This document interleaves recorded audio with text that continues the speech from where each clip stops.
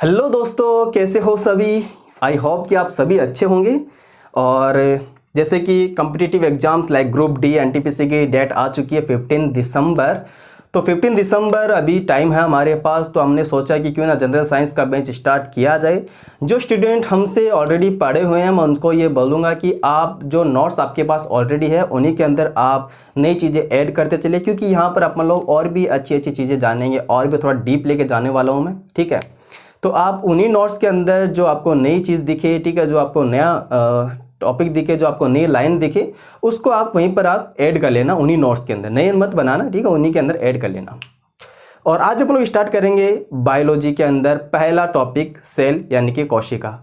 Topic को अपन लोग cover करेंगे, थोड़ा सा डीप लेके चलेंगे इसको, ठीक है, क्योंकि इन दिनों काफ़ी स्टूडेंट्स हैं जो कंप्लीट पढ़ के बैठे हैं भैया, तो अपन को भी थोड़ा सा अच्छे से कवर करना है, अच्छे से पढ़ना है। ऐसा नहीं है कि पहले जैसे क्वेश्चन आते थे कि ऊपर ऊपर से आ गए, आजकल ऐसा है नहीं है, आप लोगों को भी पता है। तो चलिए स्टार्ट करते हैं। कोशिका को थोड़ा डीप लेके चलना है ना। हेडिंग डाल लो। जो स्टूडेंट फर्स्ट टाइम पढ़ रहे हैं वो कृपया नोट्स जरूर बनाइए। कोशिका, ठीक है ना। सेल यानी कि कोशिका समझते, ध्यान से देखना। कोशिका के अंदर देखो, कोशिका क्या होती है। कोशिका यूनिट ऑफ लाइफ है। क्या है? यूनिट ऑफ लाइफ है, ठीक है, जीवन की इकाई। तो पहला क्वेश्चन तो यहीं से बन जाता है कि जीवन की इकाई किसको बोलते हैं अपन लोग? कोशिका को बोलते हैं, ठीक है। कोशिका क्या है? जीवन की इकाई।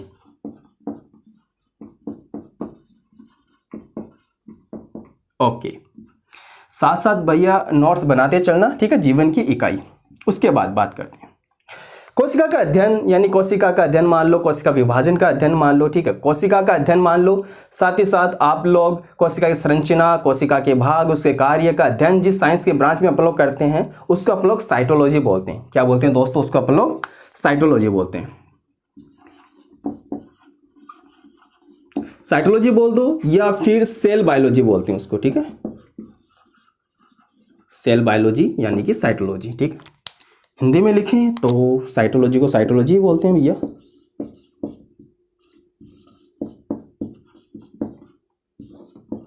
क्या है ये? साइटोलॉजी, सेल विज्ञान यानी कि कोशिका विज्ञान।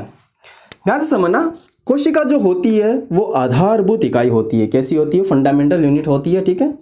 तो कोशिका क्या है? मूलभूत रूप से कार्यात्मक, संरचनात्मक,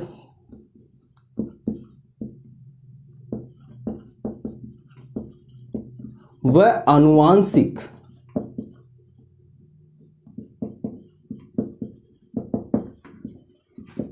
इकाई है। याद रखना, कोशिका क्या है? मूलभूत रूप से कार्यात्मक, संरचनात्मक व आनुवांशिक इकाई है। आनुवांशिक इकाई किसने बोला था सबसे पहले? जब आप लोग कोशिका सिद्धांत पढ़ेंगे तब आप लोग जान लेंगे, ठीक है। तो अभी आप इनको याद रखना। मूलभूत इकाई क्या है? कोशिका है। तो ये क्वेश्चन भी आया हुआ, अगर आपने प्रीवियस ईयर के क्वेश्चंस को बनाए होंगे तो आपने सॉल्व किया होगा। मूलभूत इकाई किसको बोलते हैं अपन लोग? कोशिका को ही बोलते हैं, ठीक है। अब साइटोलॉजी की बात करते हैं दोस्तों। तो साइटोलॉजी के जनक कौन है? साइटोलॉजी के पिता कौन है? तो याद रखना,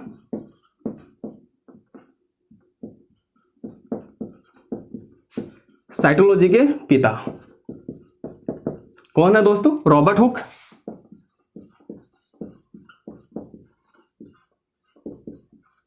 तो साइटोलॉजी के पिता कौन है? Robert Hooke. अगर अपन लोग बात करें आधुनिक साइटोलॉजी के पिता कौन है? आधुनिक यानी मॉडर्न साइटोलॉजी के जनक कौन है?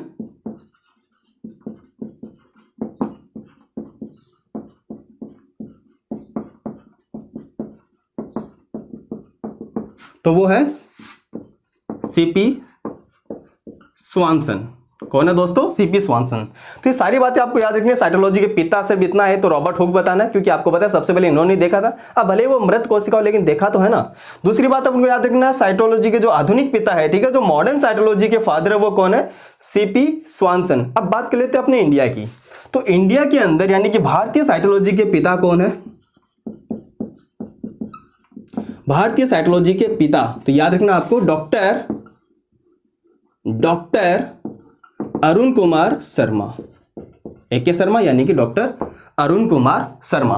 तो ये तीनों फादर आपको याद रखने हैं साइटोलॉजी के।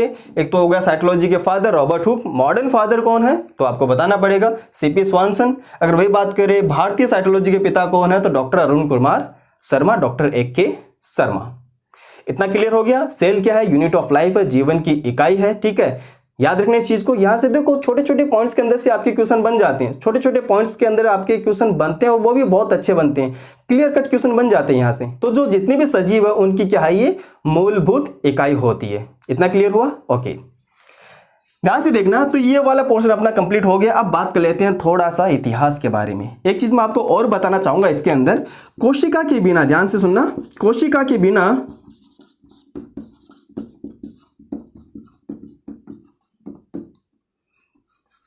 बिना जीव का स्वतंत्र जीवन अस्तित्व में नहीं हो सकता। अगर आप लोग सोचोगे कि भैया कोशिका नहीं है तो सजीव होगा, ऐसा कभी पॉसिबल नहीं है। अगर कोशिका है तो वो सजीव है। हो सकता है किसी के अंदर एक ही कोशिका है तो वो एक कोशिका जीव हो गया। हो सकता है हमारे जैसे यानी कि बहुकोशिकीय प्राणी होते हैं जिनमें बहुत सारे प्रकार की कोशिका होती है, तो वो क्या हो गया, बहुकोशिकीय प्राणी हो गया। तो कोशिका होना बहुत ज्यादा जरूरी होता है। कोशिका के बिना आप सजीव का अस्तित्व ही नहीं सोच सकते कि सजीव होगा भी, ठीक है ना। सजीव उसी को बोलेंगे जो कोशिका है, जिनके अंदर कोशिका उपस्थित है, चाहे वो एक ही कोशिका क्यों ना हो। अगर एक कोशिका है तो एक कोशिकीय जीव, बहुत सारी कोशिका है तो बहुकोशिकीय जीव। पॉइंट क्लियर हो गया इतना सा, ओके। तो ये सारे पॉइंट आपको क्लियर कट याद होनी चाहिए, साफ साफ अच्छे से ही। अब बात करते हैं अपन लोग कोशिका के इतिहास की बात करते हैं, ठीक है। तो इतिहास को देखते हैं भैया, उखाड़ते हैं, चलते हैं पुराने जमाने की बात में और चलते हैं अपन लोग 1665 के अंदर। कब चलना है, कहाँ चलना है बच्चों, 1665 के अंदर।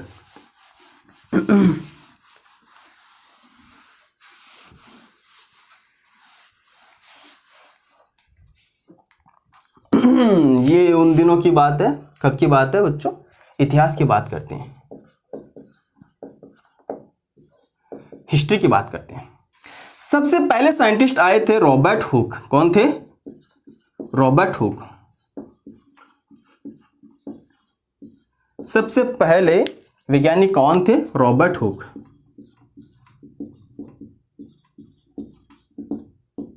इन्होंने सबसे पहले कोशिका को देखा था। सुनना पॉइंट को, जहां से हर एक अच्छा क्वेश्चन बनता है, इन्हीं पॉइंट्स के ऊपर ध्यान से सुनना। बच्चे लोग क्या करते हैं, इनको फोकस नहीं करते पॉइंट्स को। सबसे पहले कोशिका को किसने देखा, रॉबर्ट हुक ने। क्वेश्चन आता है कि सबसे पहले जीवित कोशिका को किसने देखा, एंटोनी वॉन लीवेनहॉक ने। तो अब पॉइंट को यानी जो वर्ड्स होते हैं उनको कैच करने की कोशिश करो कि एक्चुअली ये कहना क्या चाह रहा है। तो रॉबर्ट हुक ने सन 1665 के अंदर पेड़ की छाल, जो कि क्रैकस सुबेर नाम का पेड़ था, उसकी छाल को उन्होंने अध्ययन किया था। जो किसके जो कौन से भाग था, कॉर्क का भाग था, ठीक है। तो उन्होंने कॉर्क कोशिका को देखा। कौन सी कोशिका को देखा उन्होंने, कॉर्क कोशिका को देखा था। ये कोशिका कहां से ली थी उन्होंने, छाल से ली थी, ठीक है। कहां से ली थी, बार्क यानी छाल से ली थी। और कौन से पेड़ की छाल थी, क्रैकस सुबेर नाम के पेड़ की छाल थी। इतना डीप नहीं जाना है अपन को, लेकिन इतना जरूर याद होना चाहिए कि कौन से कोशिका थी, तो कॉर्क कोशिका थी। उन्होंने इस कोशिका को अच्छे से देखा था। रॉबर्ट हुक यानी कि सन 1665 की बात हो तो आप सोच सकते हो उस जमाने के अंदर माइक्रोस्कोप तो नहीं बनी थी। इन्होंने क्या किया, खुद यानी सेल्फ डिजाइन जो कंपाउंड माइक्रोस्कोप होती है उन्होंने बना डाली भैया। सोचो आप, कांच को पिघला के कैसे तैसे करके जुगाड़ किया उन्होंने और एक अच्छी खासी माइक्रोस्कोप बना डाली जिससे बस काम चल जाए। तो उन्होंने खुद के द्वारा बनाई गई सूक्ष्मदर्शी के द्वारा कॉर्क कोशिका को देखा था। तो उन्होंने देखा कि यार इसके अंदर जो टुकड़ा लिया था, इसके स्लाइड बना के उन्होंने देखा कि इसमें बहुत सारे प्रकोष्ठ, कोष्ठ जिसको अपन लोग क्या बोलते हैं, छिद्र जिसको बोलते हैं, कोष्ठ, ठीक है, बड़े बड़े उनको होल नजर आए, कोष्ठ जिसको अपन हिंदी में बोलते हैं। तो उन्होंने देखा कि यार ये क्या है। तो उन्होंने एक शब्द वहां पर यूज किया था, द लिटिल रूम। क्या शब्द यूज किया था उन्होंने, द लिटिल रूम, यानी कि छोटे छोटे कमरे उनको नजर आए, ठीक है। और उनके चारों तरफ क्या थी, दीवारें बनी हुई थी। तो उनको किस तरह का नजर आए थे वो स्लाइड में आपको बता रहा हूं।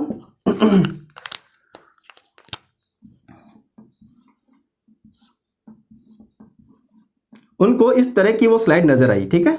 उनको इस तरह की स्लाइड नजर आई और उन्होंने क्या बोला कि द लिटिल रूम, इसको एक नाम दिया था, ठीक है। उसके बाद उन्होंने बोला कि उनको एक्चुअली क्या दिखी थी, यानी कि अगर आपको पूछे तो वास्तव में रॉबर्ट हुक ने क्या देखा था, तो याद रखना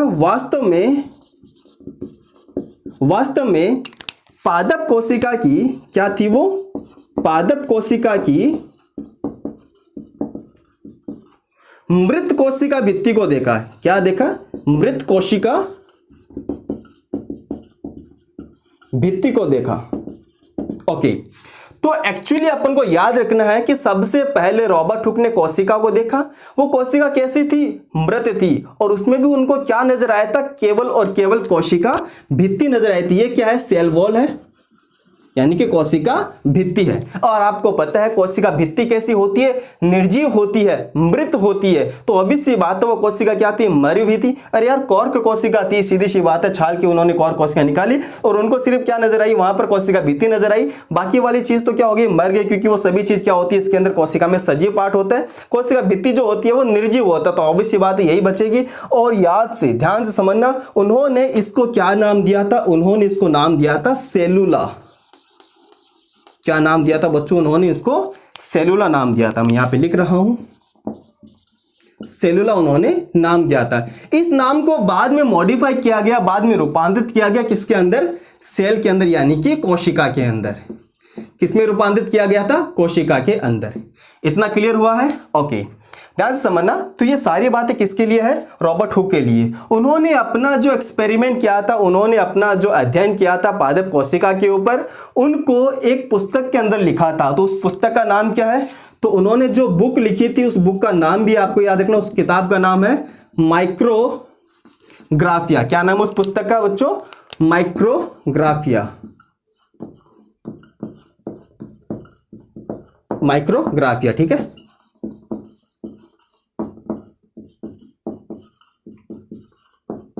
माइक्रोग्राफिया नाम की उन्होंने पुस्तक लिखी थी और ये किताब का नाम आपको याद रखना है, माइक्रोग्राफिया, जिसके अंदर उन्होंने जितना भी देखा था पादप कोशिका के बारे में वो सारी चीजें उन्होंने इस किताब के अंदर मेंशन किया था, इस किताब के अंदर उन्होंने पब्लिश की थी।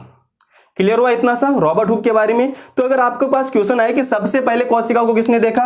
रॉबर्ट हुक ने देखा। सबसे पहले मृत कोशिका को किसने देखा था? रॉबर्ट हुक ने देखा। रॉबर्ट हुक ने वास्तव में उस कोशिका में क्या देखा था? कोशिका भित्ति देखा था। कोशिका भित्ति कैसी होती है? निर्जीव होती है। क्या नाम दिया था उन्होंने? सेलुला नाम दिया था। उसको बाद में रूपांतरित किया गया किसमें? कोशिका यानी सेल के अंदर। कौन सी पुस्तक उन्होंने लिखी थी? माइक्रोग्राफिया। कौन से सन के अंदर उन्होंने कोशिका को देखा था? सन 1665।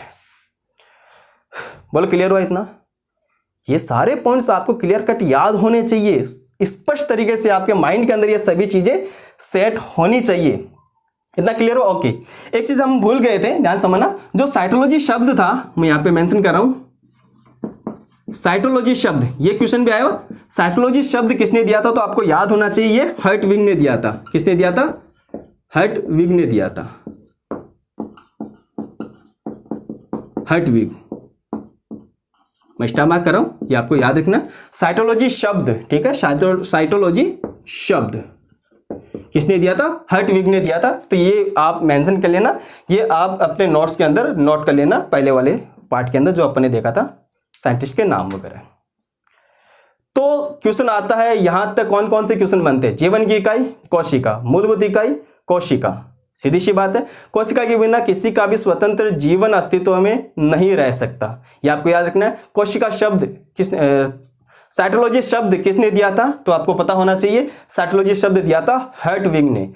मॉडर्न साइटोलॉजी के फादर कौन है? सीपी स्वानसन है। साइटोलॉजी के फादर कौन है? तो रॉबर्ट हुक बताना है। इंडियन साइटोलॉजी के फादर कौन है? तो आपको डॉक्टर ए.के. शर्मा बताना है। उसके बाद अपन लोगों ने देखा था इतिहास के बारे में, तो सबसे पहले जो साइंटिस्ट आते हैं जिनका नाम क्या है? Robert Hooke. उन्होंने सन 1665 के अंदर पादप कोशिका की मृत कोशिका भित्ति को देखा था। वो एक्चुअली कॉर्क कोशिका थी। कैसी थी वो? कॉर्क कोशिका थी। क्रक्कस सुबेर नाम के पेड़ की छाल थी वो, याद रखना, क्रक्कस सुबेर नाम के पेड़ की छाल थी, ठीक है। उनको उन्होंने एक खुद के द्वारा बनाई गई माइक्रोस्कोप से देखा था। सेल्फ डिजाइन माइक्रोस्कोप, याद रखना, खुद के द्वारा बनाई गई माइक्रोस्कोप के द्वारा उन्होंने अध्ययन किया था और उनको वास्तव में वहां पर केवल और केवल कोशिका भित्ति नजर आई, जिनको उन्होंने अपनी पुस्तक माइक्रोग्राफिया नामक पुस्तक के अंदर पब्लिश किया था और उनको जो सेल उनको नजर आई थी उनको उन्होंने नाम दिया था सेलुला।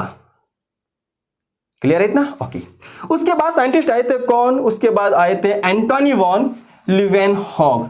भैया उन्होंने बहुत सारे कार्य किए थे माइक्रोब्स के अंदर, सूक्ष्म जीव के अंदर, ठीक है, सूक्ष्म जीव के ऊपर उन्होंने बहुत सारे कार्य किए थे एंटोनी वॉन लीवेनहॉक ने। तो भैया इनके बारे में अपन को बहुत सारी चीजें जानना है और यहां से भी बहुत सारे क्वेश्चन बनते हैं, तो इनकी बात करते हैं अब अपन लोग। Antony von Leeuwenhoek. दूसरे साइंटिस्ट आते हैं एंटोनी वॉन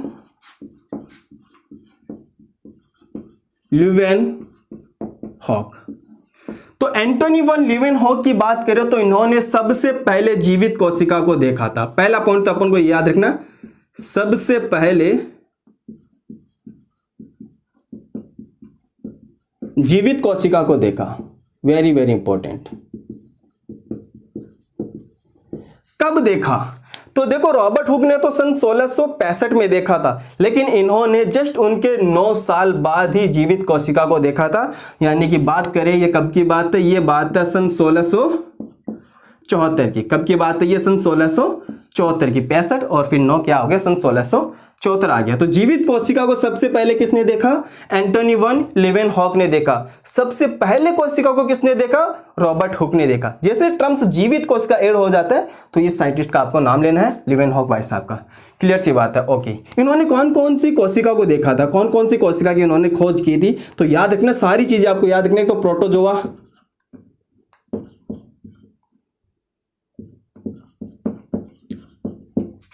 शुक्राणु, ह्यूमन की आरबीसी, ठीक है, और साथ ही साथ जीवाणु। दोस्तों एक चीज मैं आपको बताता हूं, जीवाणु के बारे में उन्होंने बहुत सारी बातें बताई थी। बैक्टीरिया के बारे में यहां पे लिख रहा हूं मैं, बैक्टीरिया के बारे में। इसीलिए अपन लीवेनहॉक यानी एंटोनी वॉन, ध्यान सुनना, ये very very important point, Antony von Leeuwenhoek ने, इसीलिए अपन एंटोनी वॉन लीवेनहॉक को फादर ऑफ माइक्रोबायोलॉजी बोलते हैं।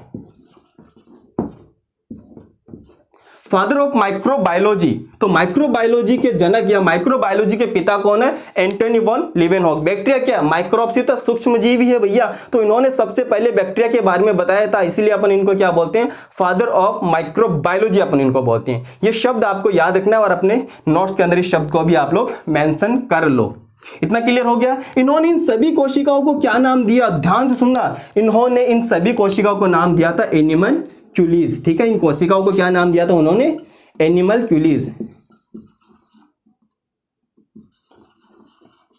एनिमलक्यूलीज, चाहे वो कौन सी कोशिका हो, प्रोटोजोआ हो, चाहे शुक्राणु हो, चाहे आरबीसी हो, चाहे जीवाणु हो, इन्होंने इन सम्मिलित रूप से क्या नाम दिया था? एनिमलक्यूलीज। अगर आप इनको ध्यान से देखोगे तो सारी कोशिका कैसी है? जंतु कोशिका है। और एनिमल शब्द किसके लिए आता है? जंतु के लिए आता है। तो आपके लिए याद करना थोड़ा इजी हो गया कि आपको प्लांट सेल छोड़ देनी है। जो जंतु कोशिका आपको दिख रही है, लाइक आरबीसी हो गया, बैक्टीरिया वगैरह हो गया, स्पर्म वगैरह हो गया, प्रोटोजोअन्स हो गया, ये सारे क्या है?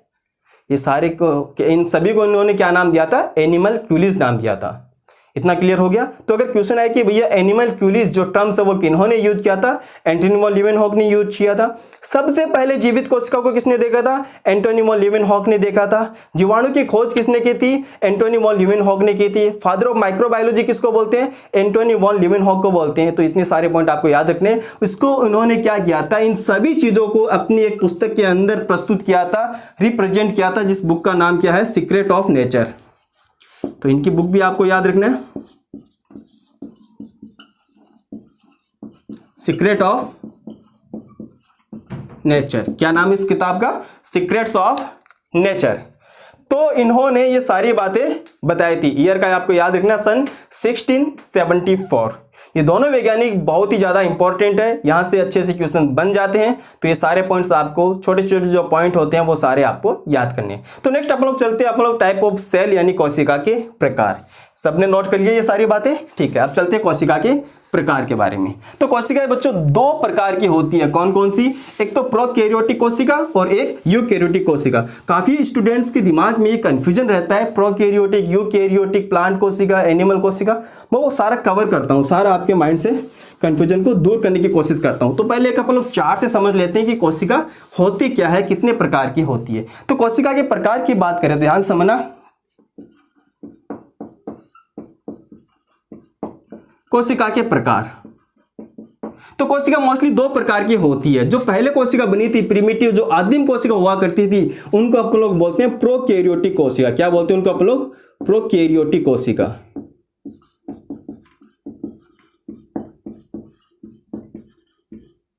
प्रोकैरियोटिक कोशिका। और जो सुविकसित कोशिकाएं होती है, जो वेल डिफाइंड सेल होती है, जो आधुनिक कोशिका जिनको अपन लोग बोलते हैं, वो होती है यूकैरियोटिक कोशिका।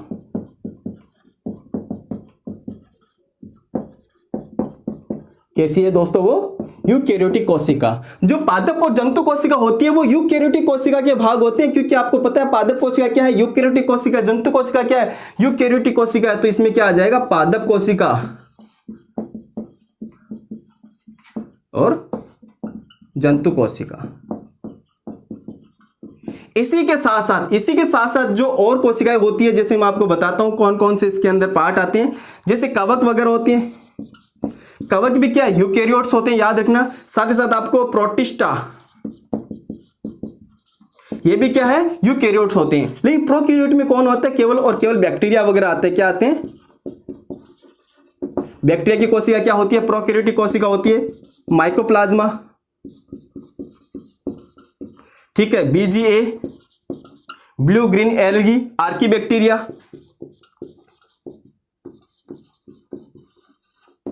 तो ये सभी क्या है? ये प्रोकैरियोटिक कोशिकाएं होती है। बैक्टीरिया वगैरह हो गए, माइकोप्लाज्मा हो गया, ठीक है, माइकोप्लाज्मा हो गया, ओके, माइकोप्लाज्मा हो गया, बीजीए, ब्लू ग्रीन एल्गी, नील हरित शैवाल। देखो नाम तो शैवाल सा लग रहा है लेकिन है नहीं है भैया, ब्लू ग्रीन एल्गी, नील हरित शैवाल है। आर्कीबैक्टीरिया वगैरह हो गए। तो ये सारे के सारे क्या है? प्रोकैरियोटिक कोशिका के उदाहरण है। इसके अंदर किस में आते हैं मैं आपको बताता हूँ। एक मोनेरा जगत होता है, क्या आता है? मोनेरा जगत होता है। इसके अंदर ये सारे के सारे प्रोकैरियोट्स आते हैं, ठीक है। और इसकी बात करें तो ये प्रोटिस्टा, कवक के अंदर, पादप कोशिका के अंदर, जंतु कोशिका के अंदर। पादप कोशिका किस में आती है? प्लांटी में आता है। और ये किस में आते हैं? एनिमैलिया में आता है। तो ये जब अपन लोग क्लासिफिकेशन पढ़ेंगे तब अपन इनको और अच्छे से जान लेंगे। यहाँ पर तो आपको नॉर्मल ये याद रखना है कि यूकैरियोट कोशिका के अंदर पादप कोशिका, जंतु कोशिका पढ़ेंगे अपन लोग। इसी सेक्शन के अंदर, इसी पार्ट के अंदर पादप कोशिका, जंतु कोशिका के मध्य अंतर भी देखेंगे विद डायग्राम। बहुत ज्यादा इंपॉर्टेंट होते हैं। यहाँ पर बहुत अच्छे अच्छे क्वेश्चन बनते हैं। पादप कोशिका में कौन सा कोशिकांग नहीं होता है, कौन सा कोशिकांग होता है, क्या इनके अंदर मुख्य अंतर होते हैं, वो सारे क्वेश्चन यहाँ पर अपन लोग कवर करने वाले इसी लेक्चर के अंदर। तो प्रोकैरियोटिक सेल के अंदर अपन को याद रखना, जो बैक्टीरिया वगैरह होते हैं वो प्रोकैरियोट सेल होती हैं। माइकोप्लाज्मा होता है वो भी प्रोकैरियोट सेल होते हैं। ब्लू ग्रीन एल्गी जो होता है वो भी प्रोकैरियोट सेल होते हैं। और आर्कीबैक्टीरिया जो आद्य जीवाणु होते हैं वो भी प्रोकैरियोट सेल होते हैं। इसके अंदर बात करें तो कौन कौन सा आता है? प्रोटिस्ट आ गया, प्लांटिया आ गया, ठीक है, फंगस वगैरह आ गया, फंजाई वगैरह आ गया, और साथ ही साथ एनिमालिया यानी कि जंतु कोशिकाएं वगैरह इसमें आ गए। ठीक है ना, इतना क्लियर हुआ? ओके, तो चलिए अपन लोग नेक्स्ट स्टार्ट करते हैं। अब कोशिका के प्रकार यानी कि प्रोकैरियोट एंड यूकैरियोट्स के मध्य अंतर। तो प्रोकैरियोटिक और यूकैरियोटिक कोशिका के बीच में क्या क्या अंतर होते हैं वो सारे अंतर अपन लोग डिस्कस करने वाले हैं। ये जो अंतर होते हैं वो 8, 9, 10th क्लास से मैंने लिए हैं, और साथ ही साथ इसके अंदर 11th क्लास से भी मैंने कुछ डिफरेंस ऐड किए हैं। तो सारे अंतर आज अपन लोग कवर करते हैं ताकि आपके माइंड में कभी भी कोई कंफ्यूजन ना रहे। ठीक है, तो एक साइड अपन लोग बात करेंगे प्रोकैरियोट्स की, प्रोकैरियोटिक कोशिका की। दूसरी साइड अपन लोग बात करेंगे यूकैरियोटिक कोशिका की, सुविकसित कोशिका।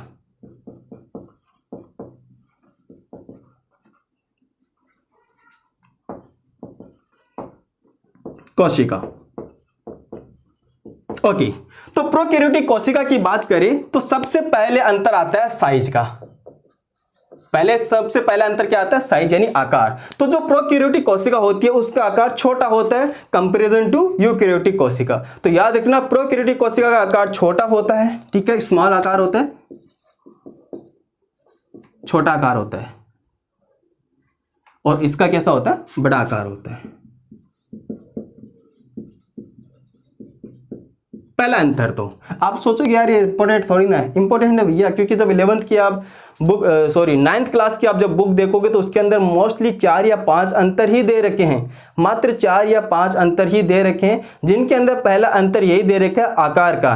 जो प्रोकैरियोटिक कोशिका होती है उसका आकार छोटा होता है, यूकैरियोटिक कोशिका जो होती है उसका आकार बड़ा होता है। जो सिंगल लाइन के अंदर आपको जो ऑप्शंस मिलते हैं ना, उनके अंदर ये आ सकता है कि प्रोकैरियोटिक कोशिका का आकार छोटा होता है और यूकैरियोटिक कोशिका का आकार बड़ा होता है। तो अगर आपसे पूछे निम्न में से कौन सा ऑप्शन गलत है, अगर आपको ऐसा क्वेश्चन पूछे तो इनके अंदर ये लाइन अच्छे से बन जाती है, ठीक है ना। तो अपन को याद रखना, सारे पॉइंट अपन को याद रखना है, अपन को बिल्कुल भी केयरलेस नहीं होना है। उसके बाद अपन लोग बात करते हैं केंद्र की। क्या बात करते हैं बच्चों, अपन केंद्रक की बात करते हैं। तो प्रोकैरियोटिक का कोशिका का जो केंद्रक होता है वो अल्प विकसित होता है। क्या होता है, वो अल्प विकसित होता है, अल्प विकसित केंद्रक होता है इनके अंदर। जबकि यूकैरियोटिक कोशिका का जो केंद्रक होता है वो कैसा होता है, वेल डेवलप्ड, सुविकसित केंद्रक होता है।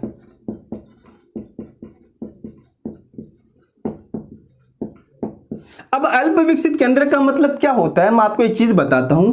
ये मान लो कोई केंद्रक है, ठीक है, ये क्या है, केंद्रक है, दोहरी झिल्ली युक्त होता है, ठीक है, इसके अंदर छिद्र भी होते हैं बीच बीच में, ठीक है, ओके। केंद्र के अंदर जो आवरण होता है इसको अपन लोग क्या बोलते हैं, केंद्रक झिल्ली बोलते हैं, ठीक है। क्या बोलते हैं, केंद्रक झिल्ली बोलते हैं। एक इसमें केंद्रिका होते हैं, क्रोमेटिन फाइबर होते हैं, ठीक है, डीएनए वगैरह होते हैं। क्या ध्यान समझना। तो अल्प विकसित होने का मतलब क्या होता है, केंद्रक के अंदर केंद्रक झिल्ली अनुपस्थित होती है। जो प्रोकैरियोटिक कोशिका होती है उसमें केंद्रक झिल्ली अनुपस्थित होती है। एब्सेंट का मतलब अनुपस्थित होती है।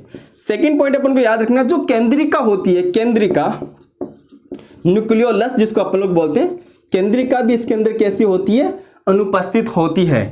तीसरा पॉइंट अपन लोग ध्यान सुना, डीएनए की मात्रा है वो कम होती है। डीएनए की मात्रा क्या होती है, कम होती है। तो इस प्रकार के, ध्यान से समझना दोस्तों, इस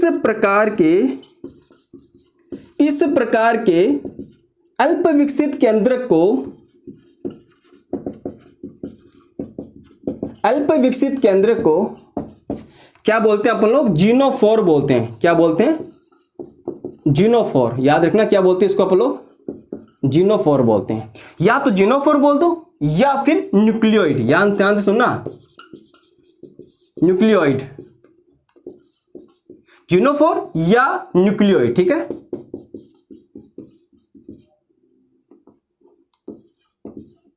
जीनोफोर बोल दो या फिर न्यूक्लियोइड बोल दो। तो आपको ये बातें ध्यान से, ठीक है, ये दोनों शब्द आपको ध्यान से सुनना है, ध्यान से इनको याद रखना है। जीनोफोर यानी कि प्रोकैरियोटिक केंद्रक को बोलते हैं, न्यूक्लियोइड ये भी अपन लोग प्रोकैरियोटिक केंद्रक को बोलते हैं, ठीक है। तो प्रोकैरियोटिक जो केंद्रक होता है वो अल्प विकसित होता है। उसके अंदर ना तो केंद्रक झिल्ली होती है और ना ही उसमें केंद्रिका पाई जाती है। उसके अंदर जो क्रोमेटिन फाइबर होते हैं जिसको डीएनए बोलते हैं, डीएनए की मात्रा इसमें कम होती है। और साथ ही साथ आपको एक चीज और याद रखनी है, इसके अंदर हिस्टोन प्रोटीन की जगह नॉन हिस्टोन प्रोटीन होता है। लेकिन इतना डीप अपन लोग नहीं जाएंगे, इतना अपन लोग कवर करने वाले।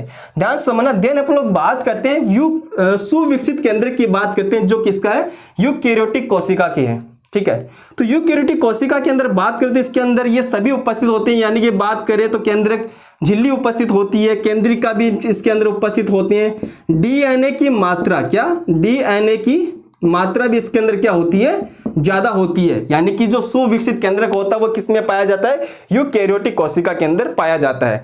तो अल्प विकसित केंद्रक प्रोकैरियोटिक कोशिका, सुविकसित केंद्रक यूकैरियोटिक कोशिका। नेक्स्ट डिफरेंस की अपन लोग बात करते हैं इसके अंदर, ये रफ कर दे। तो नेक्स्ट जो अंतर आएगा उसकी अपन लोग बात करते हैं, इसमें कोशिका भित्ति की बात करेंगे। किसकी दोस्तों, कोशिका भित्ति की अपन लोग इसके अंदर बात करने वाले हैं। तो कोशिका भित्ति की बात करूं तो आप लोगों ने पहले ही देख लिया था कि जो प्रोकैरियोटिक होते हैं उसके अंदर क्या है, बैक्टीरिया वगैरह ही है, ठीक है। क्या है उसके अंदर, बैक्टीरिया वगैरह है। तो बैक्टीरिया की कोशिका भित्ति कैसी बनी होती है, किसकी बनी होती है, तो ध्यान से समझना। ये थर्ड डिफरेंस अपन लोग इसके अंदर देख रहे हैं, तीसरा अंतर इसके अंदर अपन लोग देख रहे हैं, ठीक है। तो जो यू बैक्टीरिया होते हैं उनकी कोशिका भित्ति, या फिर ऐसे बोले कि जो सामान्यतः प्रोकैरियोटिक कोशिका में कोशिका भित्ति किसकी बनी होती है, पेप्टिडोग्लाइकॉन की। किसकी बनी होती है, पेप्टिडो ग्लाइकॉन की बनी होती है। ध्यान से समझना, इसको स्टार मार्क कर लेना। तो प्रोकैरियोटिक कोशिका में कोशिका भित्ति किसकी बनी होती है, पेप्टिडोग्लाइकॉन की बनी होती है। पहला तो इंपॉर्टेंट पॉइंट आपको ये याद रखना है। पेप्टिडोग्लाइकॉन, ठीक है, पेप्टिडोग्लाइकॉन की ये बनी होती है। एक चीज और आता है इसी के अंदर, अपन ने अभी देखा था प्रोकैरियोटिक कोशिकाओं के अंदर माइकोप्लाज्मा। क्या देखा था अपन ने? माइकोप्लाज्मा। माइकोप्लाज्मा, ये जो माइकोप्लाज्मा होता है प्रोकैरियोट्स के अंदर, इसके बाहर किसी भी प्रकार की कोशिका भित्ति नहीं होती है, ठीक है ना। तो मैं यहाँ पे तो देखो इसका जो मेन पॉइंट है वो तो मैं लिख देता हूं, कोशिका भित्ति के बारे में आप लोग इसमें अंतर देख रहे हैं। ओके, ठीक है। तो माइकोप्लाज्मा के अंदर किसी भी प्रकार की कोशिका भित्ति नहीं होती है दोस्तों। अपन को याद रखना, कोशिका भित्ति क्या होती है इसके अंदर?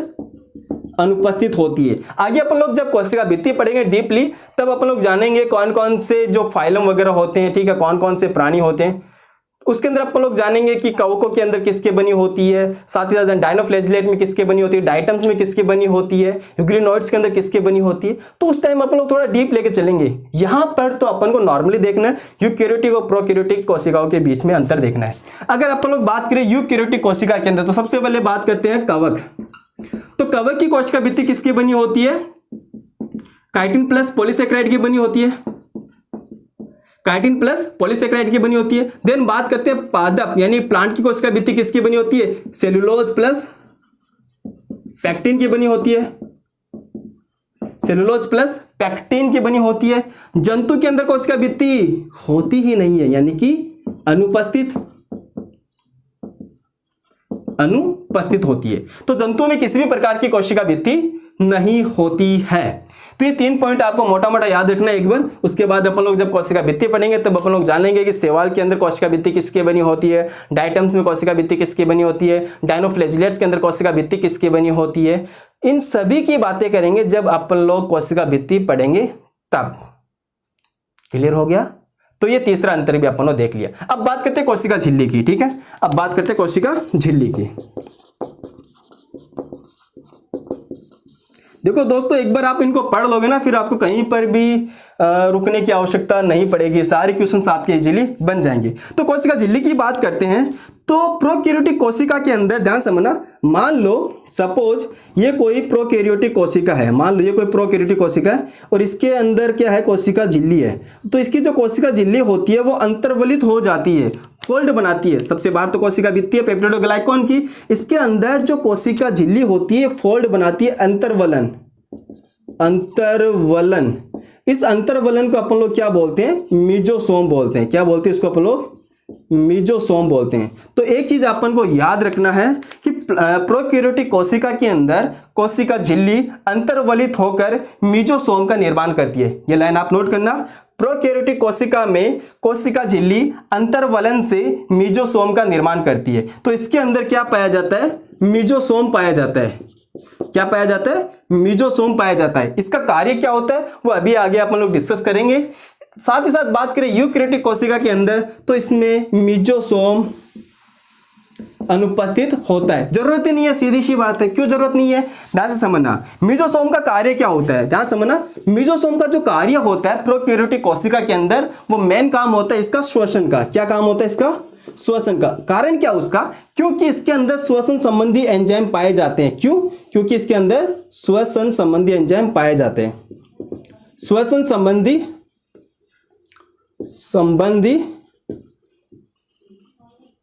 एंजाइम उपस्थित होते हैं। अगर श्वसन संबंधी एंजाइम इसके अंदर उपस्थित होते हैं तो इसका कार्य क्या हो गया? श्वसन का कार्य हो गया। वहीं अगर बात करें हमारी यानी यूकैरियोटिक कोशिका की बात करें, तो वहां पर श्वसन का काम कौन करता है? कौन करता है? माइटोकॉन्ड्रिया करता है। तो क्या अपनी सेल को अंतर्वलित होने की आवश्यकता है? नहीं है, क्योंकि अपनी सेल के अंदर तो ऑलरेडी क्या प्रेजेंट है? माइटोकॉन्ड्रिया प्रेजेंट है। इसलिए जो श्वसन का काम है वो कौन करेगा? अपनी बॉडी के अंदर माइटोकॉन्ड्रिया करेगा। तो क्या प्रोकैरियोटिक कोशिका में माइटोकॉन्ड्रिया होता है? नहीं होता। अरे किसी भी प्रकार का झिल्लीबद्ध संरचना नहीं होती, ना तो माइटोकॉन्ड्रिया होता है, ना एंडोप्लाज्मिक रेटिकुलम होता है, ना गोल्जी बॉडी होती है, ना लाइसोसोम होता है, कुछ भी नहीं होता है। ये सारे कोशिकांग जो है वो अनुपस्थित होते हैं। इतना क्लियर हो गया? ओके। तो अब आपको याद रखना है कि प्रोकैरियोटिक कोशिका में माइटोकॉन्ड्रिया के समान कौन कार्य करता है? याद रखना, प्रोकैरियोटिक कोशिका में माइटोकॉन्ड्रिया के समान यानी कि श्वसन का कार्य कौन करता है? तो आपको पता होना चाहिए मीजोसोम। ठीक है, तो जो मीजोसोम होता है वो प्रोकैरियोटिक कोशिका में माइटोकॉन्ड्रिया के समान कार्य करता है। ये लाइन मेंशन करना, आप ये लाइन आप नोट करना। इतना क्लियर हो गया? ओके, अब बात कर लेते हैं इसके अंदर। तो भैया ना तो इसमें मीजोसोम अनुपस्थित होता है, ठीक है, ना इसके अंदर फोल्ड वगैरह बनते हैं हमारी कोशिका झिल्ली के अंदर। तो ये सारे पॉइंट अपन को याद रखना है। एक चीज और बता देता हूं, थोड़ा सा एक्स्ट्रा है, समझ लो। आपने अभी देखा प्रोकैरियोटिक के अंदर ब्लू ग्रीन एल्गी थे, BGA, ठीक है, ब्लू ग्रीन एल्गी, नील हरित शैवाल। मैं लिखता हूं, क्या पता यहाँ से क्वेश्चन बन ही जाए, कोई दिक्कत नहीं, मैं इसको रफ कर देता हूँ, है ना। क्वेश्चन बनने के चांसेस तो है, क्योंकि थोड़ी सी हटके लाइन है, और देखते हैं समझ लेना, थोड़ा सा ध्यान से देख लेना। BGA blue green algae, BGA की बात करते हैं तो वहां पर मीजोसोम की जगह लेमिलोसोम पाया जाता है। याद रखना, यहां पे क्या पाया जाता है? लेमिलोसोम।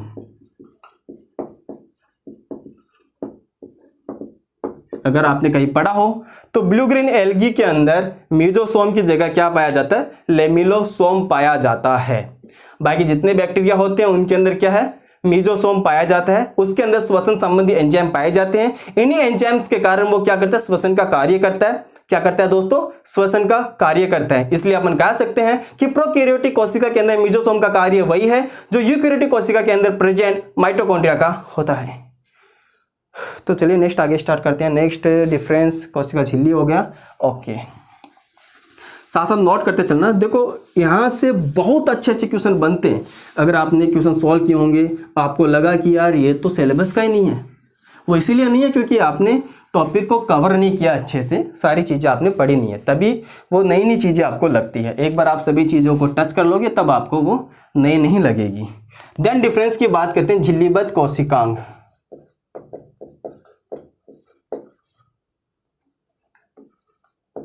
झिल्लीबद्ध कोशिकांग, ठीक है, जैसे कि एंडोप्लाज्मिक रेटिकुलम, अंतः प्रद्रवी जालिका, हिंदी में नोट करना आप, अंतः प्रद्रवी जालिका। माइटोकॉन्ड्रिया, सूत्रकणिका, और हिंदी में भी आजकल माइटोकॉन्ड्रिया ही टर्म्स यूज करते हैं इसके अंदर, ठीक है। गोल्जी बॉडी, गोल्जी काय, कैमिलो गोल्जी, ठीक है। लाइसोसोम, ये जितनी भी झिल्लीबद्ध कोशिकांग होते हैं वो प्रोकैरियोटिक कोशिका के अंदर अनुपस्थित होते हैं, अब्सेंट होते हैं। जितने भी झिल्लीबद्ध कोशिकांग होते हैं वो प्रोकैरियोटिक कोशिका के अंदर अनुपस्थित होते हैं, अब्सेंट होते हैं। वही बात करते हैं यूकैरियोटिक कोशिका के अंदर, तो सभी झिल्लीबद्ध कोशिकांग जो है, चाहे वो माइटोकॉन्ड्रिया हो, चाहे वो लाइसोसोम हो, क्लोरोप्लास्ट भी इसके अंदर होता है प्लांट सेल के अंदर, चाहे वो एंडोप्लाज्मिक रेटिकुलम हो, गोल्जी काय हो, ये सभी संरचनाएं अपन को यूकैरियोटिक कोशिका के अंदर देखने को मिलती है। इतना क्लियर हुआ? समझ में आ गया? ओके, नेक्स्ट अपन लोग डिफरेंस की बात करते हैं, वो है राइबोसोम। वो क्या है? राइबोसोम।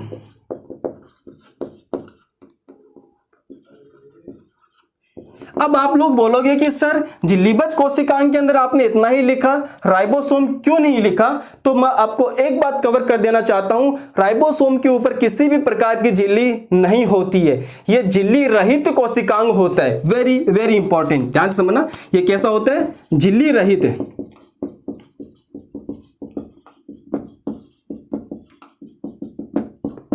मैंने सिर्फ यहां पर इतना ही बोला था, झिल्लीबद्ध, जिनके बाहर या तो एकल झिल्ली हो या फिर दोहरी झिल्ली हो। आपको पता है एंडोप्लाज्मिक रेटिकुलम एकल परत, एकल झिल्ली इसके अंदर है, इसके बाहर है। माइटोकॉन्ड्रिया में दोहरी झिल्ली होती है, गोल्जी काय में एकल होती है, लाइसोसोम में एकल होती है, क्लोरोप्लास्ट में दोहरी होती है, ठीक है ना।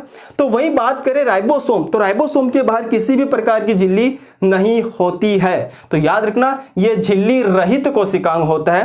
तो राइबोसोम भैया प्रोकैरियोट्स हो, चाहे यूकैरियोट्स हो, चाहे प्लांट सेल हो, चाहे एनिमल हो, चाहे क्लोरोप्लास्ट हो, चाहे माइटोकॉन्ड्रिया क्यों ना हो, उनके अंदर भी ये पाया जाता है। तो इसके अंदर बात करते हैं प्रोकैरियोटिक कोशिका में राइबोसोम की बात करें तो प्रोकैरियोटिक कोशिका में राइबोसोम जो होता है वो 70S टाइप का होता है। कौन से प्रकार का होता है? 70S प्रकार का होता है, जिसकी बड़ी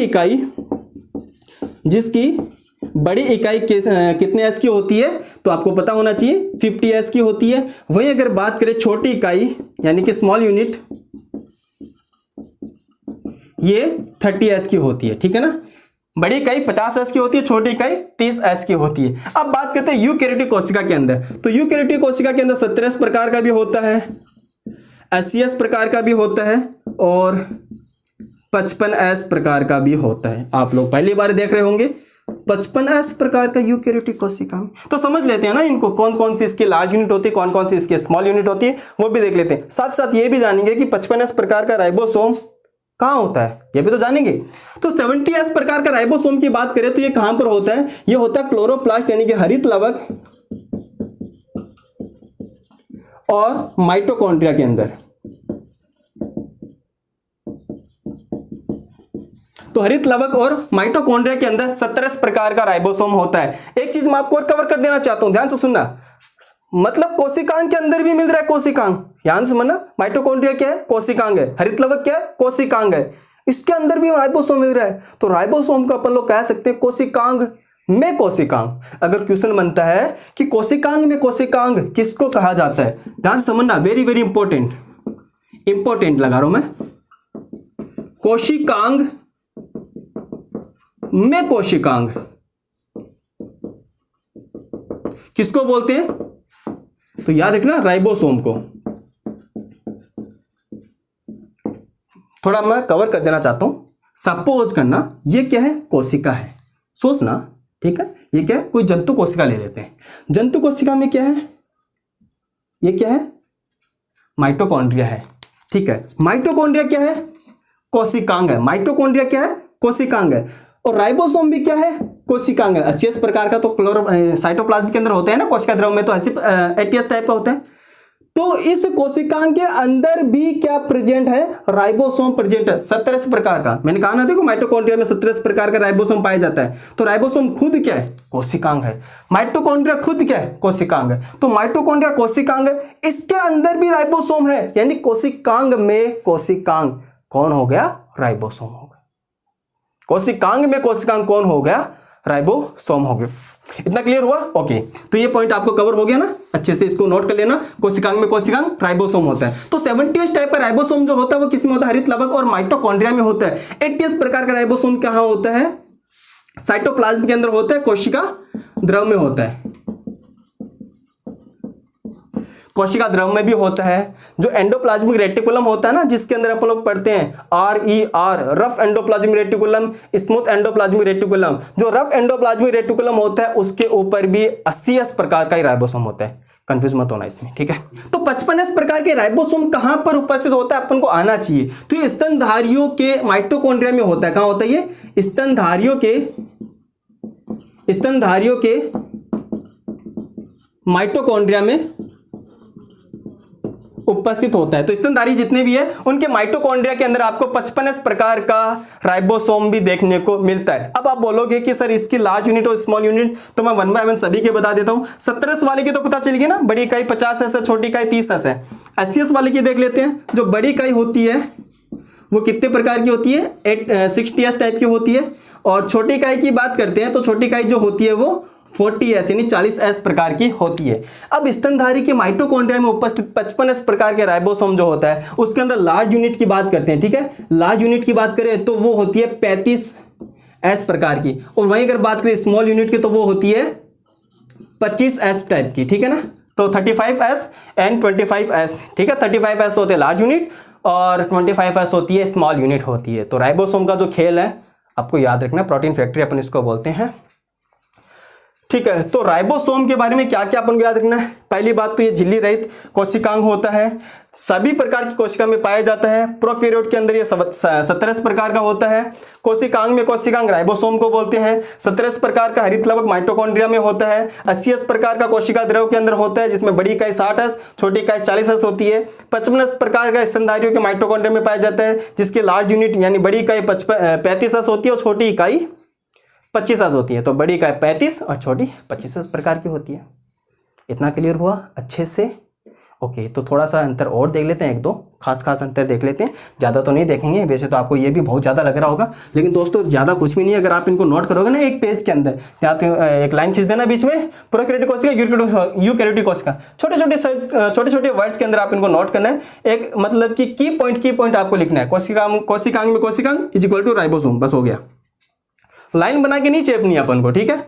अपन को कॉपी नहीं भरना है, अपन को कॉपी के अंदर वही मेन पॉइंट लिखना है जो एग्जाम के अंदर आने वाले हो, जो एग्जाम के पॉइंट ऑफ व्यू से इंपॉर्टेंट होते हैं। अब और भी अपन लोग इसके अंदर बात कर लेते हैं प्रोकैरियोटिक यूकैरियोटिक कोशिकाओं के अंदर अंतर की। सबसे पहले बात करते हैं अपन लोग प्लाज्मिड की, ठीक। जो डीएनए के अलावा जो डीएनए जैसी संरचना होती है जिसको निकालने पर कोशिका मरती नहीं है, उसको अपन लोग क्या बोलते हैं, प्लाज्मिड बोलते हैं। तो प्रोकैरियोटिक कोशिका के अंदर प्लाज्मिड पाया जाता है, यहां ध्यान सुनना, इसके अंदर प्लाज्मिड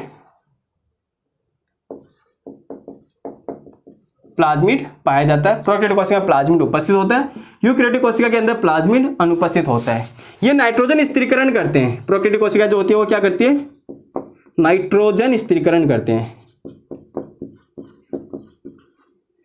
स्थिरीकरण क्यों करते हैं, क्योंकि इनके अंदर नाइट्रोजिनेज एंजाइम पाया जाता है। ध्यान समझना, नाइट्रोजिनेज एंजाइम इनके अंदर पाया जाता है, इसलिए ये नाइट्रोजन का स्थिरीकरण करते हैं, ठीक है, नाइट्रोजन फिक्सेशन करते हैं। यूकैरियोटिक कोशिका के अंदर नाइट्रोजिनेज एंजाइम अनुपस्थित होता है, इसलिए ये नाइट्रोजनीकरण जो होता है, जो नाइट्रोजन स्थिरीकरण होता है वो नहीं करते हैं, ठीक है ना। तो नाइट्रोजन फिक्सेशन का जो रोल होता है वो यूकैरियोटिक कोशिका नहीं करती है, ओनली एंड ओनली वो प्रोकैरियोटिक कोशिका ही करती है। क्यों करती है, क्योंकि इनके अंदर नाइट्रोजिनेज एंजाइम पाया जाता है और इनके अंदर एक जीन होता है जिसको आप लोग निफ जीन बोलते हैं। छोटी क्लास के अंदर आपने पढ़ा भी होगा, निफ जीन इनके अंदर उपस्थित होता है। तो ये अंतर भी अपन लोगों को देखना है, जो कि बहुत बहुत ज़्यादा इंपॉर्टेंट हो जाता है एग्जाम के पॉइंट ऑफ व्यू से। तो ये अपन ने कवर कर लिए थे difference between prokaryotic and eukaryotic cell, जो कि एग्जाम के पॉइंट ऑफ व्यू से बहुत बहुत बहुत ज्यादा इंपॉर्टेंट है, सीधी सी बात है। क्लियर हो गया इतना सा, ओके। अब हम लोग बात कर लेते हैं इसके अंदर यूकैरियोटिक कोशिका में पादप कोशिका और जंतु कोशिका के बीच में अंतर की बात कर लेते हैं, ठीक है। तो पादप कोशिका और जंतु कोशिका के बीच में अंतर यानी डिफरेंस की अपन लोग दोस्तों बात करते हैं। तो यूकैरियोटिक कोशिका के अंदर दो प्रकार की कोशिका अपन लोग इसमें पढ़ेंगे, एक तो पादप कोशिका यानी प्लांट सेल और दूसरी एनिमल सेल यानी कि जंतु कोशिका। तो मैं एक साइड लिख रहा हूं पादप कोशिका,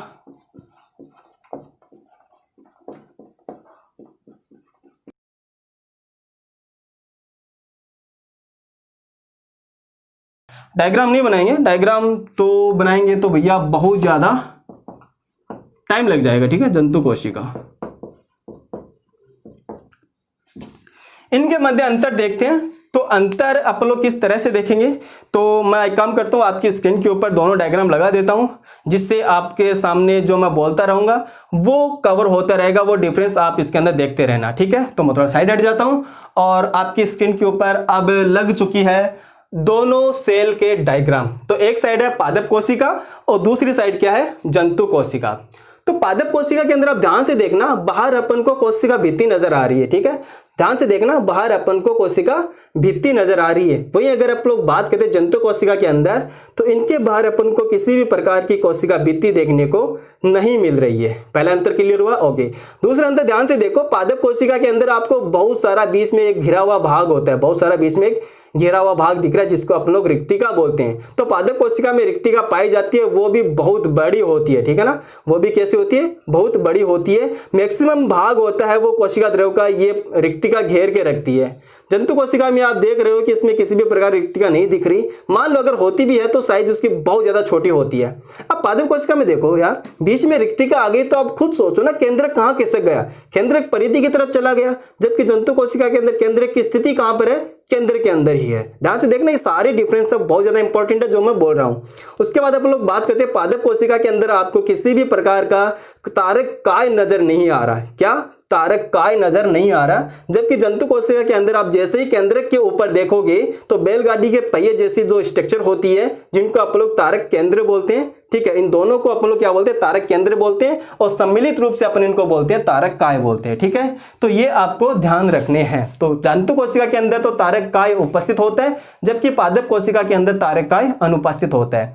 साथ ही साथ और इसके अंदर अंतर की बात कर लेते हैं। पादप कोशिका में आप देखोगे तो क्लोरोप्लास्ट यानी कि हरित लवक पाया जाता है, जो कि प्रकाश संश्लेषण करता है, जबकि जंतु कोशिका के अंदर यानी कि हमारे अंदर किसी भी प्रकार का इस तरह का कोशिकांग नहीं होता है। देन अंतर की बात करते हैं अपन लोग इसके अंदर जो संचित भोजन होता है, तो पादप कोशिका में संचित भोजन कौन सी अवस्था में होता है? स्टार्च के फॉर्म में होता है। कौन से फॉर्म में होता है? स्टार्च के फॉर्म में होता है। वहीं अगर बात करते हैं अपन लोग जंतु कोशिका के अंदर, तो वहां पर संचित भोजन ग्लाइकोजन के फॉर्म में होता है। पादप कोशिका के अंदर कोशिका विभाजन की बात करें तो कौन सी विधि द्वारा होता है? पट्टिका विधि द्वारा होता है। तो ये आपको याद रखना है ध्यान से। तो पादप कोशिका के अंदर कोशिका विभाजन कौन से विधि द्वारा होता है? पट्टिका विधि द्वारा होता है। वहीं अगर बात करें जंतु कोशिका के अंदर कोशिका विभाजन कौन सी विधि द्वारा होता है? खांच विधि द्वारा होता है। तो इन सारे अंतर को अब मैं ये हटा रहा हूं, ठीक है। तो अब इन सारे अंतर को अपन लोग नोटबुक के अंदर भी नोट कर लेते हैं। तो मैंने एक साइड लिखा है पादप कोशिका और दूसरी साइड अपन ने लिखा है जंतु कोशिका। तो पादप कोशिका की बात करें तो पहला अंतर कौन सा है? कोशिका भित्ति, ठीक है। पहला अंतर कौन सा है? कोशिका भित्ति। तो पादप कोशिका में कोशिका भित्ति उपस्थित होती है, जंतु कोशिका में कोशिका भित्ति अनुपस्थित होती है।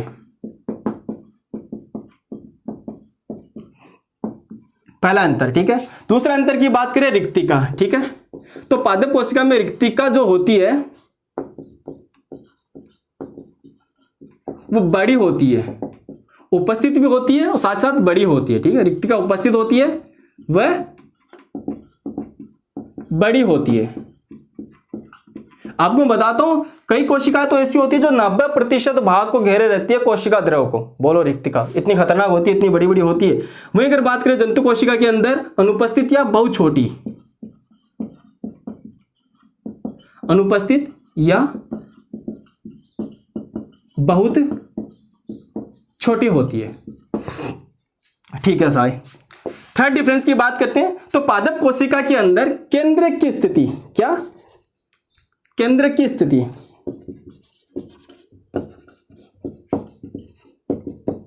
कहां होता है? परिधि की ओर। क्यों होता है? क्योंकि रिक्तिका आ जाती है बीच में, तो केंद्रक किधर खिसक जाता है? परिधि की ओर खिसक जाता है। वहीं अगर बात करें जंतु कोशिका के अंदर, तो केंद्रक कहां होता है भैया? केंद्रक होता है केंद्र में। कहां होता है? केंद्र में, यानी सेंटर के अंदर होता है। फोर्थ डिफरेंस की बात करते हैं, संचित भोजन। तो पादप कोशिका में संचित भोजन स्टार्च के फॉर्म में होता है, जबकि जंतु कोशिका में संचित भोजन ग्लाइकोजन के फॉर्म में होता है। पादप कोशिका के अंदर हरित लवक उपस्थित होता है, जंतु कोशिका में हरित लवक अनुपस्थित होता है। एक चीज और मैं आपको बताना चाहूंगा, ध्यान से सुनना इस चीज को। थोड़ी इंक डाल लेते हैं इसके अंदर।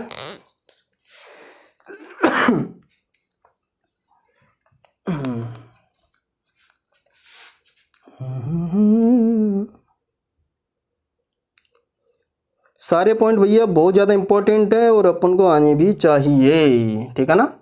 ये मत बोलना कि डिफरेंस ज़्यादा हो रहे हैं, ये हो रहा है, वो हो रहा है। कुछ नहीं हो रहा, सब कुछ सही चल रहा है, ठीक है। तो हरित लवक पादप कोशिका में पाया जाता है, आपको पता है प्रकाश संश्लेषण इसी के अंदर होता है। और अपने अंदर यानी जंतु कोशिका में हरित लवक अनुपस्थित होता है। 6 डिफरेंस की बात करते हैं। माइटोकॉन्ड्रिया की संख्या, माइटोकॉन्ड्रिया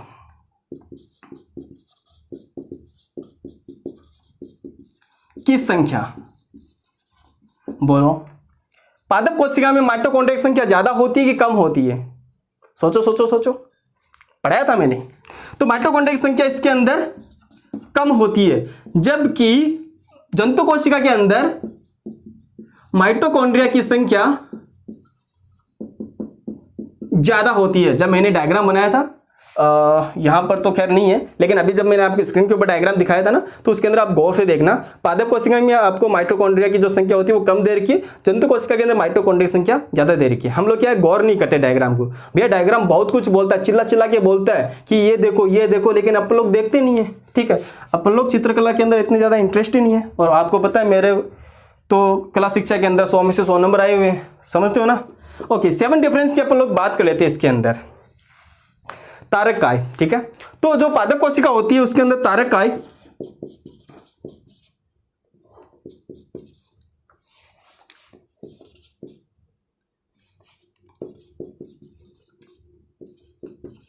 तारकाय अनुपस्थित होता है, जबकि जंतु कोशिका के अंदर तारकाय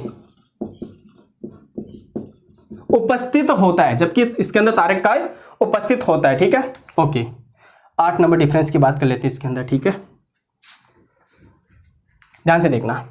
पादप कोशिका के अंदर एक चीज और होता है, प्लाज्मोडेस्माटा। कभी आपने नाम सुना हो,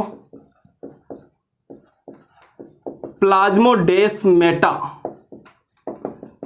पादप कोशिका में प्लाज्मोडेस्माटा पाया जाता है। अब कई बच्चों को ये कंफ्यूज होगा कि ये प्लाज्मोडेस्माटा होता क्या है। ध्यान समझना, प्लाज्मोडेस्माटा। तो मैं एक डायग्राम बना रहा हूं, ध्यान से देखना। पादप कोशिका का डायग्राम बनाते हैं हल्का सा।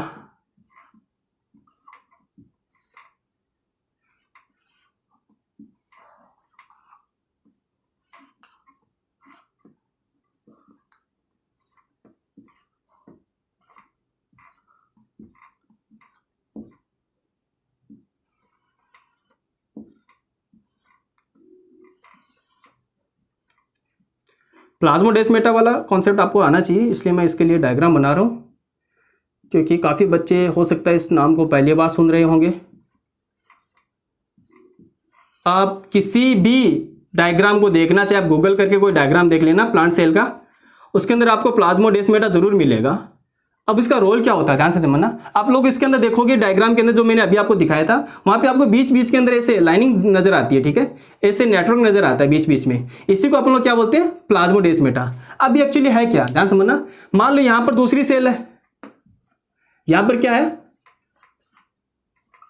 दूसरी सेल है। ठीक है, तो ये प्लाज्मोडेस्माटा क्या करता है, इसका कोशिका द्रव है, इसके कोशिका द्रव के संपर्क में बनाए रखता है। ठीक है, दोनों का जो साइटोप्लाज्म होता है, कोशिका द्रव होता है, दोनों को आपस में संपर्क में बनाए रखने का काम कौन करता है, प्लाज्मोडेस्माटा करता है। तो ये अपन को सिर्फ और सिर्फ कहां देखने को मिलता है, ये अपन को पादप कोशिका के अंदर ही देखने को मिलता है। ठीक है, ये अपन को कहां देखने को मिलता है, पादप कोशिका के अंदर देखने को मिलता है। जबकि बात करें जंतु कोशिका के अंदर, तो 8 नंबर का डिफरेंस होता है, इसके अंदर प्लाज्मोडेस्माटा क्या होता है, अनुपस्थित होता है।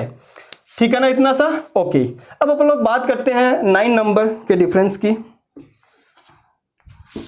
ठीक है, तो 9 नंबर का जो डिफरेंस होता है पादप कोशिका जंतु कोशिका के अंदर, तो 9 नंबर का डिफरेंस का बात करते हैं कोशिका विभाजन की। तो कोशिका विभाजन जो होता है पादप कोशिका के अंदर, वो कौन से विधि के द्वारा होता है, तो याद रखना, पट्टिका विधि के द्वारा, पट्टिका विधि द्वारा होता है। जबकि बात करते हैं जंतु कोशिका के अंदर, तो ये होता है खांच विधि द्वारा। ठीक है ना, आपको पता है ना जंतु कोशिका के अंदर क्या होते हैं, तारकाय पाया जाता है। तो तारकाय क्या बनाता है, स्पिंडल फाइबर बनाता है। ये कोई कोशिका है, ठीक है, तो यहाँ पर तारकाय चला गया, यहाँ पे तारकाय चला गया, ये क्या बनाता है, स्पिंडल फाइबर बनाता है। फिर धीरे धीरे यहाँ पर खांच बना स्टार्ट हो जाती है, और लास्ट में क्या हो जाती है, खांच अटैच हो जाती है और 2 कोशिका का निर्माण हो जाता है। जबकि इसके अंदर ऐसा नहीं है, इसके अंदर पट्टिका विधि द्वारा होता है, क्योंकि इसके अंदर ना तो तर्कतंतु वगैरह बनते हैं। क्यों नहीं बनते, क्योंकि इसके अंदर तो तारकाय होता ही नहीं है। ध्यान से सुनना, तारकाय अनुपस्थित होता है तो तर्कतंतु कहां से बनेगा। अरे तारकाय का मेन रोल क्या होता है, कोशिका विभाजन के लिए तो काम करता है तारकाय, सिंपल सी बात है। कोशिका विभाजन की एस प्रावस्था के अंदर तारकाय का क्या होता है, डुप्लीकेशन हो जाता है, 1 से 2 बन जाते हैं। जब अपन लोग इसके अंदर लास्ट में कोशिका विभाजन पढ़ेंगे तब अपन लोग जानेंगे। स्पीड ज़्यादा तो नहीं है ना, कमेंट करके जरूर बताना स्पीड के बारे में, या कोई आपको कमी नजर आई उस चीज़ को जरूर बताना। हम लोग कोशिश करेंगे सब चीज़ों को कवर करने की, मेंटेन करने की, और आप तक एक क्लियर कट नॉलेज पहुंचाने की पूरी मैं कोशिश करूंगा। और मन ही चाहता है किसी भी बच्चे का सिलेक्शन रुके जनरल साइंस को लेकर, बायोलॉजी को लेकर। ठीक है, तो मैं यहाँ पर आपको कंप्लीट बायोलॉजी जो कि जीएस से रिलेटेड होती है, जो टॉपिक अपने एग्जाम में आने वाले हैं या फिर आने के चांसेस बहुत ही ज़्यादा होते हैं, मैं वो सारी चीज़ें आपको इसी चैनल के अंदर, बायोकेम ऐसी सर चैनल के अंदर पढ़ाऊंगा। तो जो भी आपको कमी नज़र आती है, जो आप सजेशन मुझे देना चाहते हो, तो प्लीज़ वो कमेंट जरूर करना। मैं आप सभी के कमेंट पढ़ूंगा और बताऊंगा कि भैया क्या इसके अंदर सुधार हो सकता है। मैं पूरी कोशिश करूंगा सुधार करने की। ठीक है, तो इतना अपन ने क्या क्या देखा, सेल अपन ने स्टार्ट किया है। सेल के अंदर साइंटिस्ट के नाम बच्चों आपको याद रखना, सिंपल सी बात है। ठीक है, इसकी हिस्ट्री के बारे में ध्यान से 2 साइंटिस्ट के नाम मैंने आपको बताया, रॉबर्ट हुक एंड एंटोनी मोलिविनोव, दोनों के बारे में आपको कवर करना है। सेल के टाइप मैंने पढ़ा था, प्रोकैरियोटिक यूकैरियोटिक, दोनों के बीच में बहुत सारे डिफरेंस देख लिए। जो इंपॉर्टेंट है वही देखें अपन ने। ठीक है, फालतू डिफरेंस कुछ भी नहीं देखा, जो इंपॉर्टेंट डिफरेंस है वही अपन ने कवर किया। उसके बाद अपने पादप कोशिका जंतु कोशिका का डायग्राम जो मैंने आपके स्क्रीन पर लगाया था वो आपने कवर किया था, साथ ही साथ अपन ने ये इसके अंदर डिफरेंस देख लिया। अब अपन लोग स्टार्ट करेंगे इसके अंदर कोशिका सिद्धांत, ठीक है, कोशावाद जिसको अपन लोग बोलते हैं, सेल थ्योरी जिसको अपन लोग बोलते हैं। तो वो अपन लोग नेक्स्ट लेक्चर में, यानी कि कल आपको वीडियो मिलेगा उसको, तो अपन लोग कल वो कवर करने वाले हैं। तो आई होप कि आपको मजा आया होगा जनरल साइंस को लेकर। टेंशन नहीं लेना, 15 दिसंबर मतलब 15 दिसंबर, ठीक है, पेपर को अपन लोगों को अच्छे से कवर करना है। जीएस से रिलेटेड आपको कोई टेंशन नहीं होने वाली, मैं आपको पूरी जीएस कवर करवाऊंगा, पूरी कोशिश करूंगा आपको पूरी जीएस कवर करवाने की। तब के लिए thank you so much, have a good day और बने रहिए हमारे साथ और अपनी हेल्थ का जरूर ध्यान रखिए, ठीक है ना। Bye bye, take care.